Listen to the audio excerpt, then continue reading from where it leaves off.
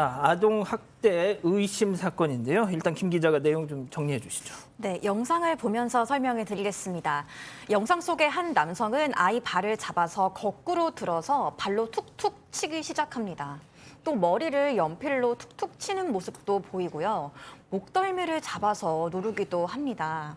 또 다른 날엔 아이의 머리를 밀면서 들고 있던 실로폰을 어디론가 가져다 놓으라고 하기도 했는데요. 이후에 갑자기 아이가 두 손 모아 비는 모습도 CCTV에 찍혔습니다.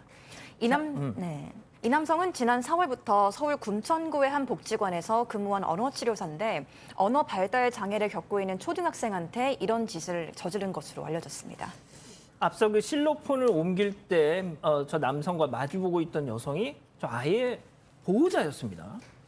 자, 그런데 이걸 그러니까 세상에 보호자가 있는데도 저렇게 했던 거예요. 그러니까요. 그 모습을 보고 학부모가 아니 우리가 있는데도 아이를 저렇게 할 정도 혹시 학대가 있는 거 아니야라고 의심스러워서 아버지가 아이에게 물어봤다는 거예요. 평소에도 그러냐고 했더니 아이가 이제 행동을 표현하면서 뭐 발길질도 하고 머리도 때리고 밀기도 했다라고 그렇게 얘기를 하는 바람에 이거를 이제 문제를 파악하게 된 겁니다.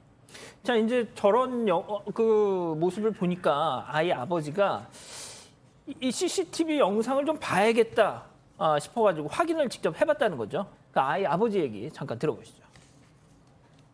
발로 차고 선생님이 자꾸 꼬집고 머리를 때렸다는 행동을 표현하더라고요. CCTV를 가서 확인을 해보니까 저희 모라는 아이를 좀 결박한 상태에서 수업도 진행이 되고 날짜로 갈수록 좀 더 학대 강도가 더 강해지고 횟수도 더 많아지더라고요. 바로 그 경찰에 신고를 하고 고소를 진행했죠. 자, 그 CCTV 영상 다시 한 번만 좀 보여주실래요? 자, 교수님, 저 영상을 보면 말이죠. 저 교사 역시도 자기를 지금 찍고 있다는 걸 알고 있고 또 맞은편에 앉은 그 학부모가 있단 말이죠. 근데 어떻게 저럴 수가 있었을까요? 본인이 생각하는 그 어떤 수준이라는 것은 부모가 앞에 있는 상황에서 저렇게 한다는 것은 별로 이렇게 죄의식이 없는 것 같고 이 사람의 그 직업이 이제 언어 치료사라 그러는데 사실은 정확한 표현을 하게 되면 언어 재활사입니다. 그러니까 지금 이제 언어의 어떤 습득이라든가 이런 데 문제가 있는 그 사람들을 대상으로 해서 소통을 원활하게 하는 것이 이제 목적인데 본인도 이제 어떻게 보면 의사소통이 잘 안 되고 있는 것 같이 보이고요. 만약에 이제 저런 식으로 지속적으로 하게 된다면 언어를 재활하는 것이 아니라 저 아이 같은 경우는 말문을 닫을 가능성도 있다라고 하는 그런 측면에서는 조금 걱정되는 그런 상황이네요. 허허. 자, 그럼 이쯤에서 이번 사건 체크포인트 짚어보죠. 2년 전 그 아이가 2년 전에 어떻게 됐는데요? 네, 이 피해 아동은 2년 전 한 국공립 유치원에서 40대 교사가 원생들과 교사들의 점심 급식통에 모기 기피제를 넣었던 그 사건의 피해자였습니다. 2020년 11월 해당 교사는 금천구의 한 유치원에서 급식통에 모기 기피제와 계면 활성제가 들어있는 액체를 넣어서 아동 학대 혐의로 입건됐는데요. 저 기억납니다. 네, 당시 2급식을 먹은 아이들은 동시다발적으로 두통, 코피, 복통, 구토, 알레르기 등의 반응을 일으켰다고 합니다. 경찰 조사에서 이 교사는 해당 액체가 맹물이라고 주장했지만 국과수 조사 결과 계면 활성제와 모기 기피제 성분으로 확인됐습니다. 이 범행을 저지른 이후로 이 교사는 동료 교사들로부터 따돌림을 당해 괴로웠다고 밝혔는데요. 다른 교사들은 불화나 따돌림은 없었다고 상반된 증언을 했습니다. 결국 서울시 교육청은 이 교사를 파면했고 교사는 지난해 11월 보석으로 풀려났습니다. 그러니까 저 음료수를 마셨던 그 피해 아동 여러 명의 피해 아동 중 한 명이 아까 그 언어 치료사한테 이렇게 맞았다는 그 아이였다는 거예요. 그렇죠. 사건이 지금 계속 반복되는 모양새인데요.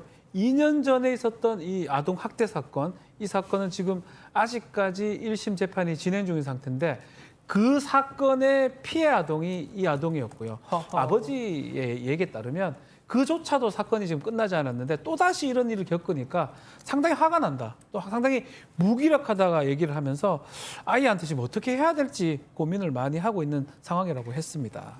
야, 교수님 이거 진짜 또 살다 또 이런 일이 있네요, 또.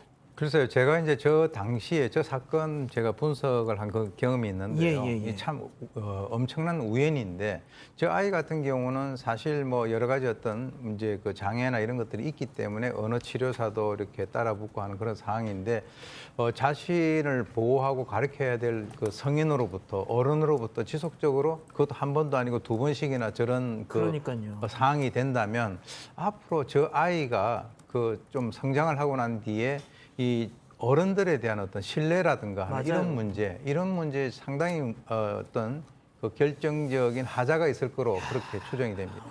자, 그럼 일단 도대체 왜 부모가 있는 앞에서도 막 뭐 이런 걸로 이렇게 한 건지 그 언어 치료사의 해명도 좀 입장도 들어봐야 되겠네요. 한번 들어보시죠.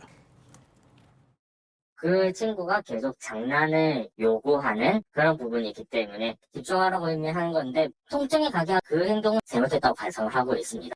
놀이를 요하는 상황에서 제스처가 크게 놀아주기 때문에 좀 오해를 살 수 있었던 거, 그리고 CCTV가 잘 보이는 위치에서 그렇게 학대를 할 이유가 전혀 없는 거죠. 그러니까 지금 저 사람들 얘기를 하고 있지만 CCTV가 보이는 상황에서 저렇게 했다는 그게 더 놀라운 거예요, 저는. 그러니까 지금도 저 치료사 같은 경우는 머리를 때린 건 잘못했다. 근데 나머지는 아이를 수업에 집중하기 위해서 통제하려고 했던 것이 좀 과했던 것이다라고 그렇게 좀 반박을 하고 있고, 지금 복지관 측에서도 이거 의심하는 정황에 대해서는 전수조사를 하겠지만 좀 CCTV 얘기를 하는 것 같아요. 기본적으로 학대가 일어나기 어려운 구조다 이렇게 또 주장을 하고 있습니다. 자, 일단 박 변호사님, 네. 경찰 조사를 좀 봐야 되겠는데 마침 시작이 됐다고요. 그렇죠. 이 부모가 경찰서에 아동 학대 혐의로 지금 고소장을 제출한 상황이고요.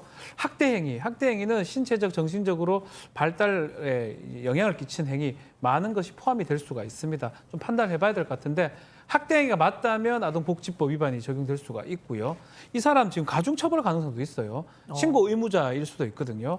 그런 경우는 아동처벌법 위반 혐의가 적용돼서 가중처벌될 가능성도 있어 보입니다. 알겠습니다. 첫 번째 사건 이렇게 정리하고요.